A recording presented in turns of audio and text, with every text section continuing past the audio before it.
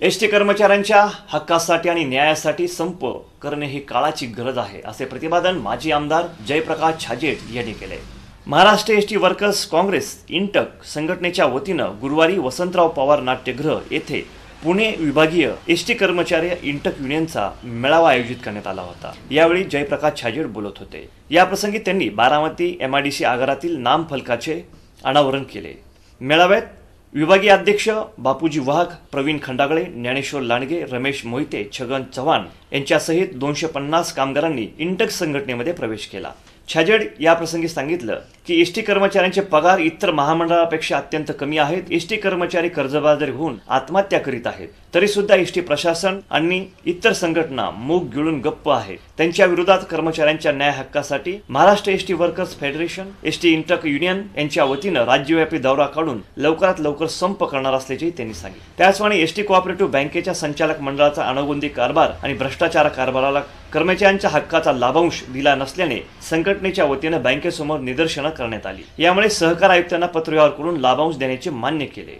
याप्रसंगी राज्य कार्याध्यक्ष मुकेश तिकोटे, जिल्हा सरचिटणीस हरीश ओझा, ॲडव्होकेट अशोक इंगुले, DP बनसोड, अनिता संकपाळ, रमेश शिंदे, दत्तात्रय तिगोटे, रोशन तांबोळी, किशोर कुलकर्णी, नरहरी देशमुख, नागेश भाकरे, सूर्यकांत कांदे, अशोक पवार, गोरख साणप, भागवत आडागळे, बापूजी वाघ, रमेश मोहिते, प्रवीण खंडागळे, छगन जाधव आदी पुणे विभागातील सर्व पदाधिकारी, सभासद मोठ्या संख्येने उपस्थित होते। गेल्या वेळेपेक्षा थोडी गर्दी वाढलेली आहे। किती लोकांचे प्रश्न आहेत आणि किती लोक हताश। जी लढाई तुम्ही आरंभली आहे, ड्युटीची लढाई आरंभली, मी गेलो दोन्ही धुमाळ, म्हणून तिथे उल्लेख केला की दोन्ही धुमाळांनी धुमाकूळ घातला आहे। कर्मचाऱ्यांवर जो अन्याय होतोय याची जाणीव पहिल्यांदा मी त्यांना करून दिली की टाटे तुम्हाला पगार देत नाही, एसटी महामंडळ तुम्हाला पगार देत नाही। कोणता संघर्ष करायला निघालो आपण, किती त्याचा अभ्यास करतोय आपण, कोणते प्रश्न आपल्या पुढे आहेत, किती त्याचा विचार करतोय आपण, किती वेळ देतोय आपल्या लढाईकडे।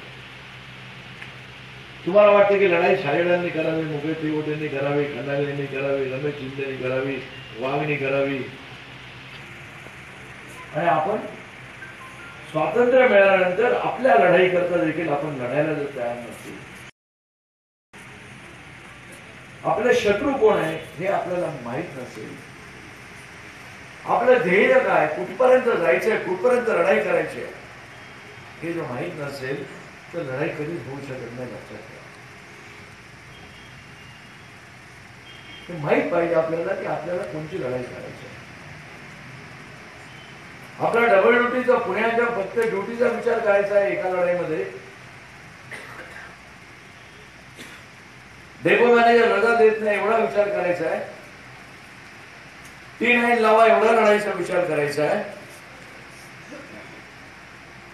तर मरताना एसटीतल्या कर्मचाऱ्याचे कुटुंबीय तुम्हाला शिव्या शाप देतील, तुमचे स्वतःचे कुटुंबीय। लक्षात ठेवा माझं वाक्य, किती पगार मिळतो, कधी विचार केला की मी काय काम करतो। माझ्या बरोबरीने काम करणारा मंत्रालयातला रावतेंचा ड्रायव्हर एअर कंडिशन गाडीमध्ये बसतो, जो मंत्र्याचा ड्रायव्हर आहे म्हणून महिन्याला 1000, 10, 20 हजार रुपये टीप घेऊन जातो, मंत्र्याचा ड्रायव्हर आहे म्हणून।